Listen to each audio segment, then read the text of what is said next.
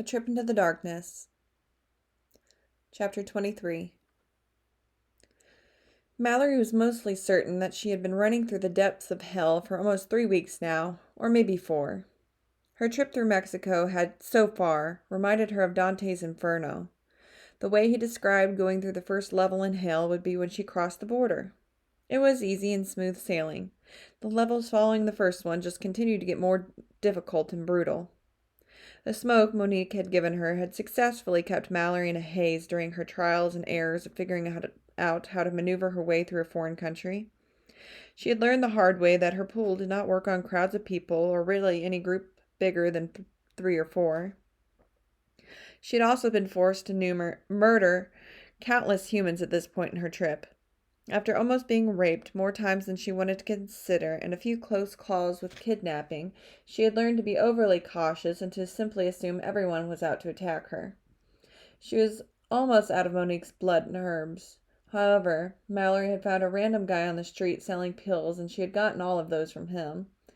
They made the narcotics from Ohio seem like child's play.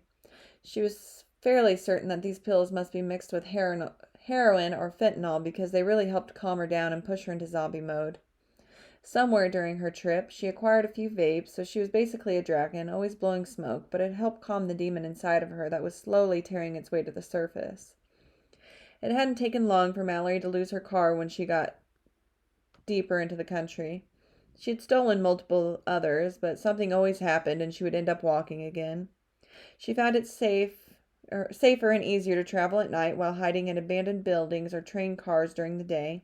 This strategy had pushed her way behind schedule, but the sun had also become her enemy. Not only did people try to attack her during the day, but the light had become extremely painful to endure for any amount of time. It made sense now why legends always stated that vampires couldn't go out in the sunlight. There had been so there had been a few times she feared that she might have actually caught on fire. Too much exposure caused her delicate skin to blister and bleed. On the bright side of things, she still had her backpack full of stuff, and getting fresh blood every day now was easy at this point in her life. She did not even feel bad about killing the people she was drinking from, because 9 times out of 10 they were trying to hurt her first, most likely, probably. All she had to do to hunt was lower her hood and walk around a populated area until someone with bad intentions approached her, and bam, dinner. At least she assumed they had bad intentions. Her Spanish was terrible after all, and her mind was a jumbled mess. During the daylight hours, while she hid from the sun, Mallory devoted a humongous amount of time to writing in her journal. She did not know what she wrote, and most of the time all she knew that was she was writing. The things the thing was almost full with her demented ramblings. The sun was just setting outside when Mallory put her hat on and lifted the hood of her black hoodie. Shoving her journal back into her backpack, she zipped it and slid it onto her shoulders. She had been studying the map like it was her religion and knew she was getting close to Guatemala. She was hoping if she could get her hands on a car that she'd be passing the border to Guatemala before sunrise. She had given up on the idea of finding a boat to take her to Colombia. It was hard to make people do what you wanted them to do when they couldn't understand you. The language barrier was another aspect of her trip that had put a major damper on her progress. She figured when she got to Nicaragua, she would just swim across the ocean until she got to Costa Rica, and so on and so forth. She was not insane yet, so she was going to keep pushing forward. Mallory opened the door of the vacant old building she had been hiding in and walked out into the streets. It was a big city, and cities always made her nervous. There were too many things that could go wrong in a city, and it was harder to get away if things got out of hand. As she walked down the sidewalk, she lit a smoke. Rounding a corner, her cigarette fell from her mouth. Across the street, she saw 3 white men wearing black suits. She had almost been caught by similar-looking guys a few nights ago in a different town. Mallory was certain the pale-skinned thugs belonged to Troy. Why else would well-dressed gringos be parading around Mexico's streets this far down the country? It did not surprise her when anybody tried to kidnap her anymore, but there was something about these men which reminded her of Hulk. Maybe it was the fact that they were vampires and she hadn't ran into too many other vampires wandering around. Turning around, Mallory started walking in the other direction, but she could swear she felt their eyes on her back. With fear coursing through her, she ran. Coming to an intersection, she turned and kept running. She didn't know if they were following her, but her instincts were screaming to find somewhere to hide. Now, when she came up to a well-lit building with blue lights on the outside, she went for the doors. There was a bouncer that stood up as she approached him. "Damanje and Tar," Mallory told the guy, and in a trance, he pushed the door open for her.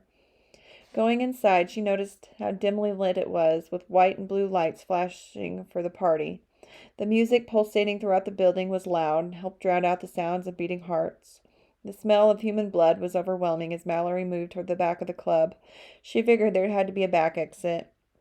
She would find it and go out there. If those guys were following her, she hoped she could lose them by going out the other side of the building.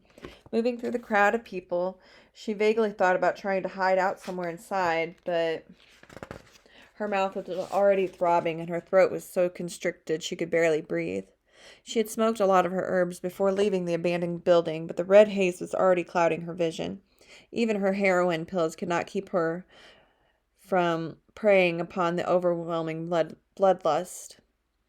She was so close to the back of the crowded room when she felt the strongest energy she had ever felt bombarding her senses. Mallory immediately froze. Glancing around the crowded club, she searched for the source of the tantalizing aura. There was an immensely powerful being somewhere in the mist. Holding her breath, Mallory found a door with a sign saying Slada and opened it to rush outside, re-entering the cool night. Panting, she leaned her back against the building wall and tried to gain her composure. Her hands were shaking from the effort she had just expended by not allowing herself to attack the humans, which had been all around her. Another reason she hated cities. Too many damn people. Pushing off the brick wall, Mallory dug out another cigarette and lit it before she started walking down the dark alleyway. She needed to flag down a car and get out of this place. The door she had just exited opened behind her, and the same powerful energy started flowing into her body again. A slight breeze blew the smell of the most intoxicating blood towards her, and a small growl escaped her lips as she fought against herself to turn. She was afraid as she looked at the individual behind her that she would be lost and would immediately try attacking. So instead, she dropped her smoke and started running. Just fucking great, Mallory thought as she ran down the back alley. She loses the monkeys in suits to find another vampire that wanted to stalk her and more than likely kidnap her as well. Rounding a corner, she screamed as one of the monkeys in the suits grabbed her and slammed a needle into her shoulder. "You fucking motherfuckers," Mallory screamed as she kicked out her legs and tried to get out of the iron hold. "Looks like your luck ran out, Princess. Troy will be so happy to see you again. He's been very depressed with your absence." The guy chuckled, and the world around Mallory started to spin. She had not missed his drugs. At least her heroin pills made her feel good, unlike these opioids. "Let the girl go," a strong, velvety male voice said from down the alley she had just ran out of. Oh, yeah, Mallory thought as she remembered the reason she had been running in the first place. "Listen, asshole, you—" Monkey Suit did not get to finish his sentence. Mallory heard a gun and then felt the guy release her. Without him holding her up, she stumbled back until she hit the wall.